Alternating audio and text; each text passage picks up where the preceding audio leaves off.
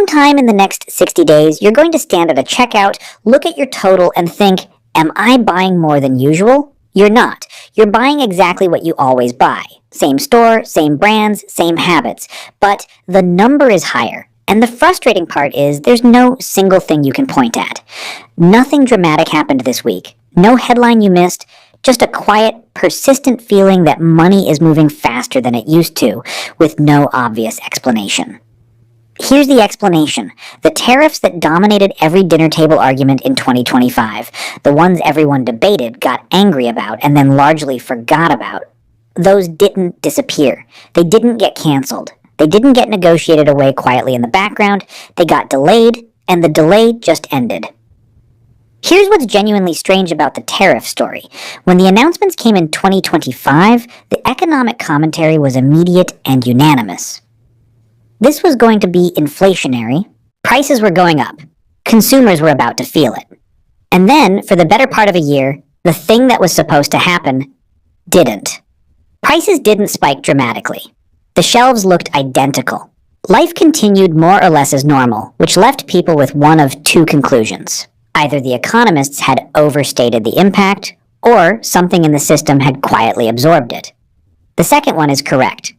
And understanding exactly what absorbed it, how long that absorption was ever going to last, and why that window has now closed, that's the entire story. When the first serious tariff announcements landed in early 2025, the companies that import goods into the United States did something entirely rational given the information they had.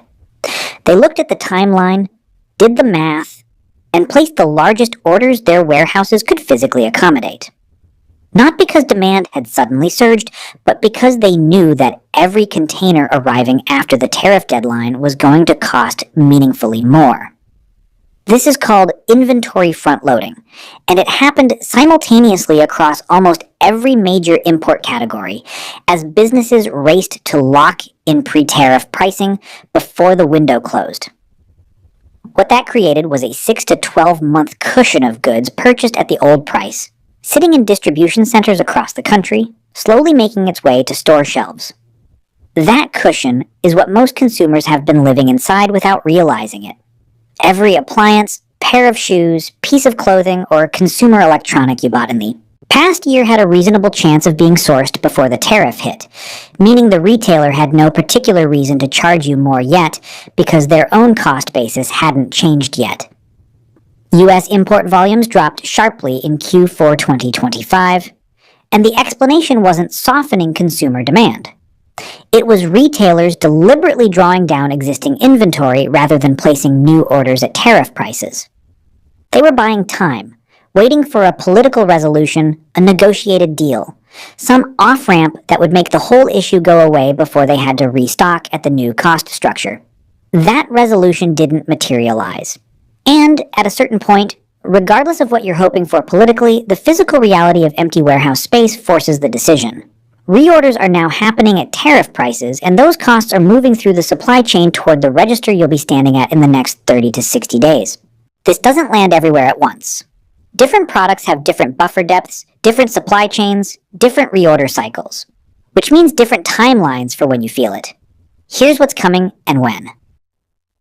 Electronics, already here. Consumer electronics have among the shortest inventory cycles in retail. Turnover is fast, models change frequently, and warehouses don't stockpile last year's phone. The tariff impact on electronics started bleeding through in late 2025 and is now fully priced in. The average price of a laptop imported from China has increased roughly 15 to 20% from pre-tariff baselines. If you've bought a phone, tablet, or laptop recently and felt like the price was higher than expected, it was. This wave has already landed. Clothing and footwear, landing now. The apparel industry ran deep buffers because seasonal inventory is planned 6 to 9 months in advance. Spring 2026 collections were largely ordered before the full tariff schedule locked in. But summer and fall orders are coming in at new prices. Analysts are projecting 12 to 15% increases on imported clothing and up to 20% on footwear by Q3 2026. The brands absorbing cost right now are running out of room to keep doing it. Household goods, 30 to 60 days. Furniture, kitchen equipment, tools, small appliances.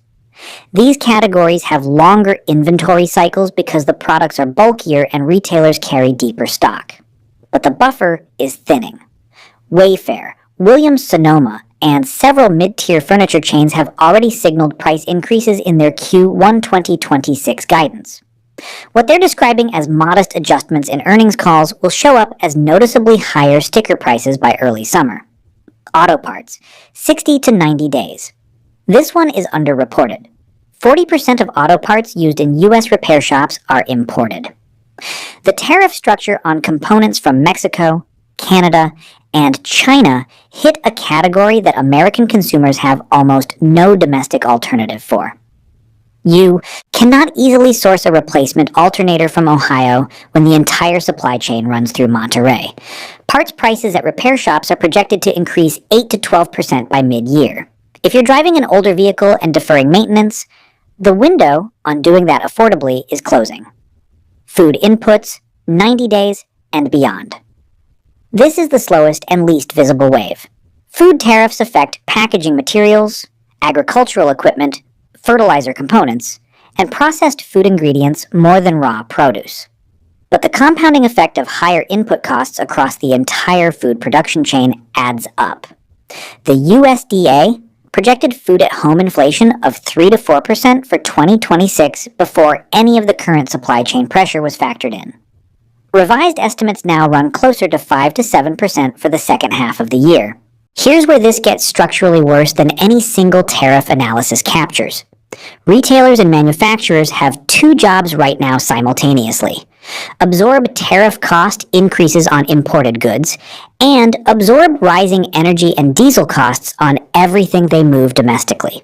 For the past year, many companies have been doing the first job: eating the tariff margin hit, keeping sticker prices stable, hoping for a political resolution. Their margins have been quietly compressing. They no longer have the cushion to absorb the second hit.